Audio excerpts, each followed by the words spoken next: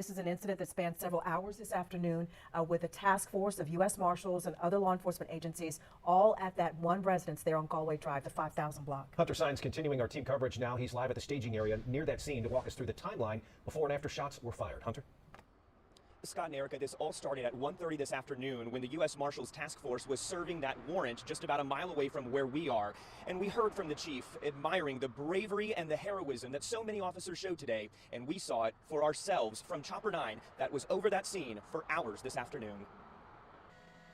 Channel 9 was overhead as dozens and dozens of CMPD officers and federal agents descended on this scene, knowing many of their own were shot.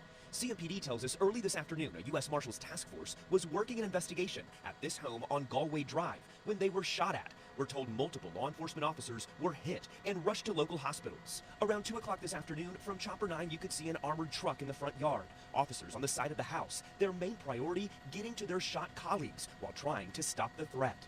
Medic and other officers at a safer distance, waiting for the victims to be brought to nearby ambulances. Minutes later, more SWAT officers arrive, lining up here, taking cover behind a neighboring house as they moved methodically towards the gunfire. Then, this harrowing moment, showing the rush to get a shot officer who is inside that armored vehicle out to medics down the road. Seconds later, it's speeding back to the shooting scene to get another law enforcement officer. All the while, brave men and women in bulletproof vests and helmets in the line of fire themselves. Channel 9 is not showing the most difficult video from this scene, but we can tell you, multiple law enforcement officers who've been shot could be seen lying outside the home. A look at the home and you can see the gravity of the situation, bullet holes lining the outside.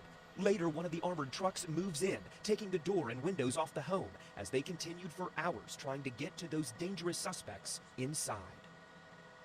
And all of this ended and the all clear was given just before 5 o'clock. Again, one of those suspects, according to CMPD, was shot and killed by officers. Another 2 people and persons of interest were taken to police headquarters. We know one of them is a female, one of them is a 17-year-old juvenile. They are currently being questioned. We are live in East Charlotte tonight. Hunter Sines, Channel 9 Eyewitness News.